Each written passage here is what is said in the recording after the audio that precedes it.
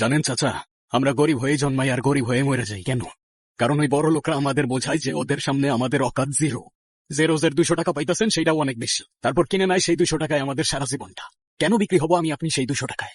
হ্যাঁ, আপনি আপনার মাথার ঘাম পায়ে ফেলে কষ্ট করে উপার্জন করেন, আপনার গায়ে হাত দেওয়ার সাহস পাবে কেন? তুমি কথা ঠিকই কইছো বাজা, কিন্তু আজকে যে ঘটনাটা ঘটছে এই ঘটনা নিয়ে যে ঝামেলা কত হইব আল্লাহ জানে। তুমি কিন্তু বাজান একটু সাবধানে থেকো, ওই ম্যানেজার তোমার ক্ষতি করতে পারে। বাদ দাও এগুলা। দাও রে মা, আমাকে চা দাও, এরাও চা দাও। এলার কাকা আপনার চা। না কাকা, চা খাবো না। চা খাইবা না কেন? কি হয়েছে? আপনাদের এখানে চায়ে চিনি কম হয়, চায়ে একটু চিনি বেশি না হইলে আমার আবার জমে না চাচা। বুঝছি। দেখছস মা, তুই তো আবার 1 চামচের বেশি 2 চামচ চিনি তো কারো করে দেস না, এটা কিন্তু অয় জানে। শুধু আপনার জন্য 2 চামচ চিনি নেন। এবার ঠিক আছে। আপনি কি আমার কিছু কইবেন? নাম কি তোর? মায়া। আপনার? বিজয়। আচ্ছা, তোর দোকানের 1 চামচের বেশি 2 চামচ চিনি না দেওয়ার কাহিনীটা ঠিক বুঝলাম না। কাহিনী শুনবেন? প্রথম মাসে 2 চামচ চিনি দিয়ে আমার 325 টাকা লস হয়েছে। এই লসের টাকা কে দিব কোন? আপনি দিবেন? তাইলে লস হইলে আমারে দিলি কেন? আপনি তো অনেক চাচার লেগে প্রতিবাদ করলেন না, তাই আমার ভালো লাগছে। যেই মানুষ অন্যের বিপদে পাশে দাঁড়ায় তার লগে লাভ লস হিসাব করে লাভ নেই। না না না। বাড়ি কই আপনার? বাড়ি নাই আমার। বাড়ি নাই মানে? পরিবারে কেউ নাই? আছে, মা আছে, একটা বোন আছে। ওমা, তাহলে আবার বাড়ি নাই মানে কি? আমি তো বুঝলাম না। মা চায় না আমি বাড়ি ফিরে যাই, মায়ের কাছে অভিশপ্ত আমি। শুনছি আপনি নাকি জেলে আছিলেন। 16 বছর। কেন? তোর বাড়িতে কে কে আছে? আছে একটা বাপ, কিন্তু না থাকার মতোই। না থাকার মতো কেন?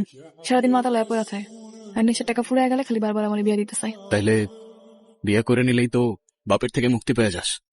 বিয়ে করলে ক্ষতি কি? নিজের চেয়ে 3 গুণ বেশি বয়স্ক মানুষের লাগে বিয়ে দিতে চাইলে কোন মায়া বিয়া করবো কোন?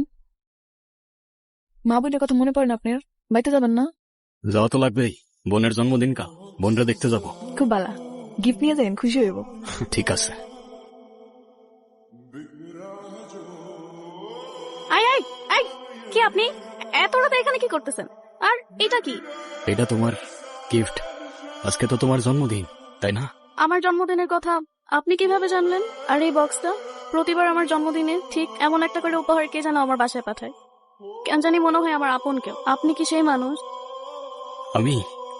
আমি না, আমি তো শুধু পার্সেলটা দিতে আসছিলাম। আমি জানি না কে পাঠায়। আমার পার্সেলটা দিয়ে যাওয়ার কথা, আমারে দিতে বলছে, তাই দিয়ে গেলাম। কি অদ্ভুত, আপনি কথা বলতেছেন আর মনে হইতেছে আমি আপনারে চিনি। তুমি আমার চেনো? হ্যাঁ, ঠিক আমার ভাইয়ের মতো। জানি না মানুষটা আজ কোথায় আছে, কিন্তু মনে হয় ভাইয়াই আমার সাথে কোনো না কোনো ভাবে যোগাযোগ করার চেষ্টা করে। আচ্ছা, এটা যে পাঠাইছে তার সাথে যদি আপনার দেখা হয় তাহলে তার বইলা দিয়েন, বলবেন তার বোন আজও তাকে প্রতিদিন খুঁজে বেড়ায় আর তাকে অনেক বেশি ভালোবাসে। বলে দিব আমি, আর আমি শিওর সেও তোমার অনেক ভালোবাসে।